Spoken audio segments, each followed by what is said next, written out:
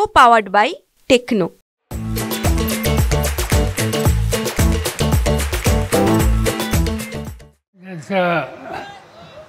आपण या ठिकाणी सत्कार करतो.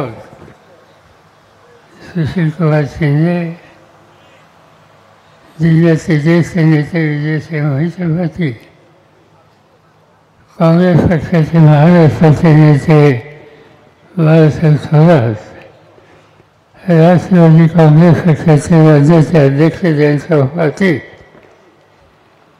श्रीमंत छत्रपती शाहू महाराज, खासदार विशाल पाटील, फणीजी शिंदे, धैर्यशील पाटील उभीचे, ओमराजे निंबाळकर, लंके, बजरंग सोनवणे, संजय देशमुख वगैरे सर,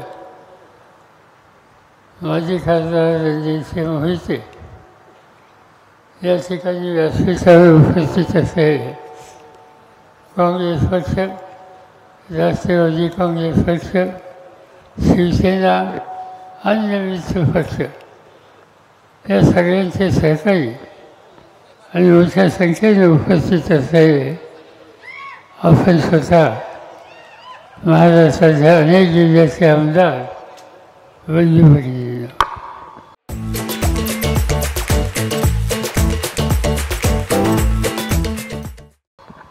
एका कार्यक्रमाच्या निमित्तानं, चांगल्या कार्यक्रमाच्या निमित्तानं आज या ठिकाणी आपण उपस्थित आहोत. शिंदे साहेबांचा 84वा वाढदिवस. कधी माहीत नव्हतं की 84 वर्षाचे झाले. माझ्यापेक्षा 8.5 महिन्यांनी ते लहान आहेत. आजकाल बघा कसे वागतात. त्यांचा सत्काराचं उत्तर हे शेवटी असतं. पण माझ्यापेक्षा लहान असताना सुद्धा कागदी करतात की मी जोडणार. शेवटीवर त्यांनी सांगायला लागले, मी बरा आहे, तुमच्यापेक्षा 8 महिन्यांनी का होईना मी थोरलो आहे, त्यामुळे जात भानगडीत आमच्या नादी लागू नका. शेवटी तुमचा सन्मान आहे. हे हजारोच्या संख्येने लोक या ठिकाणी आलेत तुमच्या सन्मानासाठी आणि तुमचे विचार ऐकण्यासाठी. मला आनंद आहे. मोहिते परिवारानं हा एक प्रचंड आणि उत्तम सोहळा या ठिकाणी आयुष्यात आणला. शिंदे साहेबांचा आयुष्याचा मोठा काळ हा तेव्हा लोकांच्या बरोबर गेला. कष्टानं फुलं आली, मुंबईला गेले, शिक्षण वाढवलं, पोलीस खात्याची नोकरी केली. हळूहळू समाजकारणाची आस्था निर्माण झाली. विधिमंडळामध्ये आले, मंत्रिमंडळात आले, मुख्यमंत्री झाले, राज्यपाल झाले, केंद्रामध्ये मंत्री झाले. एवढी प्रगती कोणाच्या आयुष्यामध्ये कधी मिळत नसते. मी सुद्धा अनेकदा सत्तेमध्ये होतो, पण यांच्या इतका कालखंड किंवा वेगळेपणा हा मलाही कधी जमला नाही. आणि हे त्यांचं वैशिष्ट्य आहे. आणि त्याचं महत्त्वाचं कारण सत्ता कधी डोक्यात जाऊन दिली नाही. पाय नेहमी जमिनीवर ठेवले आणि सामान्य माणसाची बांधिलकी कधी सोडली नाही. आणि त्यामुळं आज एवढ्या संख्येनं त्यांचा सन्मान करण्याच्यासाठी तुम्ही सगळेजण, आम्ही सगळेजण उपस्थित आहोत. हे त्यांच्या कर्तृत्वाचं यश आहे. मी आठवत होतो, अनेक गोष्टी जवळून बघितल्या.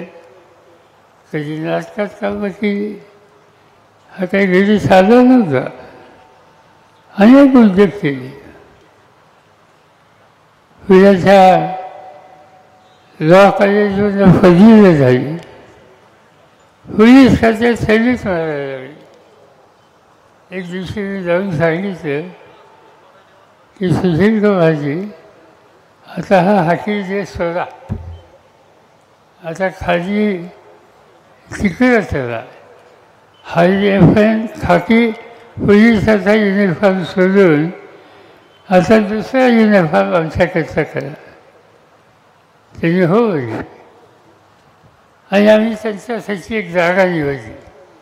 ती जागा करमाळ्याची. आम्ही लोकांनी ठरवलं. मी महाराष्ट्र काँग्रेसचा जनरल सेक्रेटरी होतो, वसंतदादा मुख्य अध्यक्ष होते, चव्हाण साहेब होते आणि आम्ही या सगळ्यांना फसवलं की अतिशय अभ्यासू आणि उद्या भवितव्य असलेला असा हा तरुण आहे, त्यांना करमाळ्याचं जागा द्या. नाही झालं. मी तर त्यांना राजीनामा द्यायला सांगितलं, नोकरी गेली आणि करमाळ्याला तायफा हरी सोनवणे नावाच्या ग्रस्तांना तिकीट दिलं गेलं. तुझी चिंता होती माझ्या सरकारला की सरकारला नोकरी करायला सुद्धा लावली आणि आता आमदारकी मिळाली नाही, करायचं काय. तिने मला धीर दिला, काय काळजी करू नका, आपण यातनं बाहेर पडू.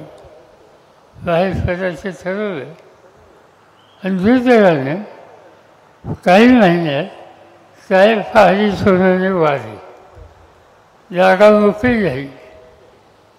पुन्हा आम्ही गेलो चव्हाण साहेबांच्याकडं आणि चव्हाण साहेबांनी सांगितलं की या तरुणाला महाराष्ट्राच्या भवितव्याच्यासाठी संधी देणं याची गरज आहे.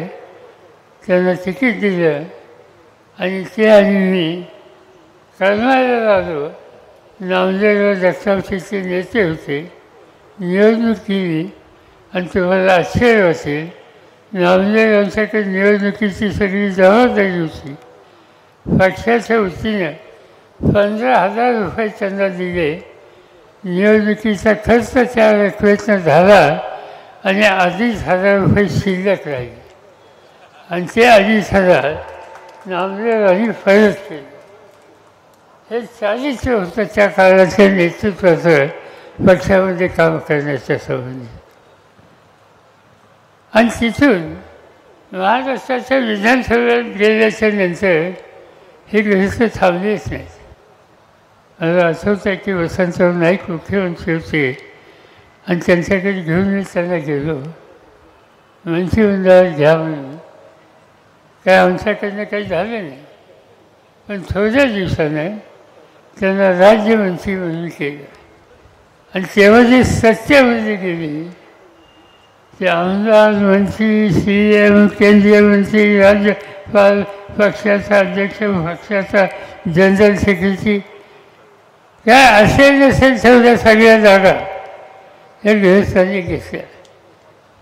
माणसं तुझी काम करून दाखवलं, इतिहास निर्माण केला आणि म्हणून अशा कर्तृत्वान व्यक्तीला नेतृत्वाने व त्या इंदिराजी असेल, सोनिया गांधी असोत, राजीव गांधी असोत, अलीकडच्या काळाचे राहुल गांधी असोत, या पक्षाच्या सगळ्या नेत्यांनी त्यांचा सन्मान केला आणि तो सन्मान केला ते त्यांचं कर्तृत्व हे त्यांनी स्वीकारलं होतं आणि त्यामधून आज हे झालेलं चित्र दिसतं आहे.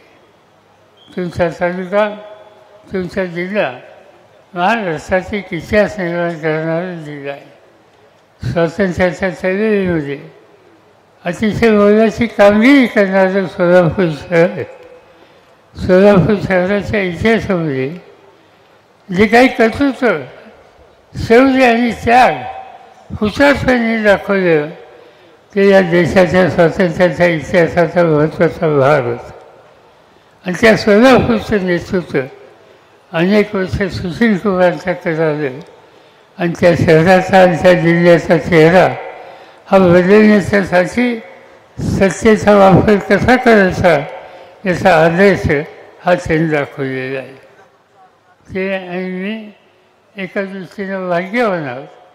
अनेकांच्याबरोबर आम्हाला जिल्ह्यात काम करायला मिळालं. मी स्वतः 72 साली पालकमंत्री होतो.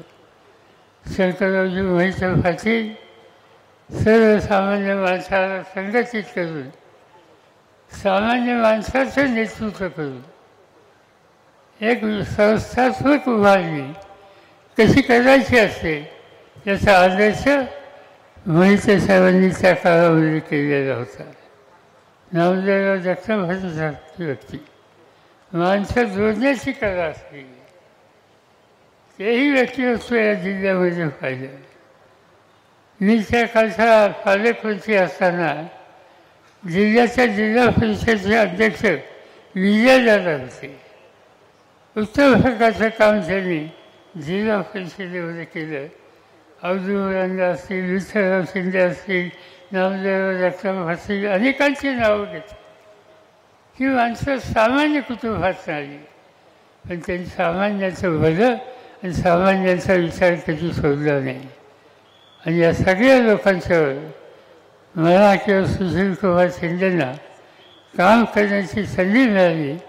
आमच्या व्यक्तिगत जीवनाचा तो ठेवा होता, ही गोष्ट मी कधी विसरू शकत नाही. मला आनंद आहे की शिंदेंनी जे काही कर्तृत्व दाखवले त्या कर्तृत्वाची नोंद महाराष्ट्राने देशाने घेतली. हे सगळं खरं असलं, पण घरच्या लोकांनी नोंद घेणं आणि घरच्या लोकांनी सन्मान करणं याला एक वेगळेपणा आहे. आणि तो वेगळेपणा आज रणजितसिंह असेल, धैर्यशील असतील, त्यांच्या सगळ्या सहकार्यांनी या ठिकाणी दाखवला. त्याबद्दल त्यांना मनापासून धन्यवाद देतो. शिंदेसाहेबांना शुभेच्छा देतो. त्यांनी काही 84 वगैरे झालं हे डोक्यातनं काढा. आपल्याला लांब जायचे, पोलीस माझी कुठं आहे, तुम्ही काही चिंता करू नका, आपण आणखीन सुरू जाऊ. कुणी काही म्हणलं तर हातात घेतलेलं काम शोधायचं नसतं. हा आपला बघाचा अनेक वर्षाचा, आणि त्यामुळे तुम्ही असंच काम करत राहा.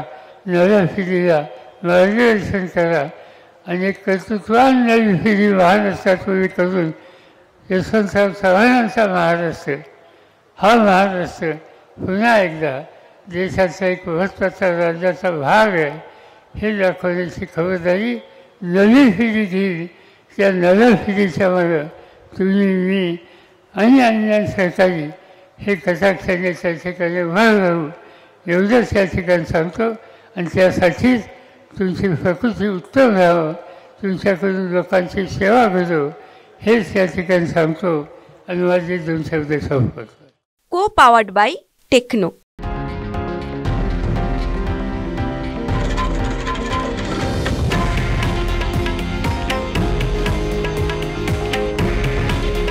हे आहे देशातील नंबर 1 न्यूज नेटवर्क आणि आपण पाहत आहात TV9 मराठी. काळजी तुमची, हित महाराष्ट्राचं.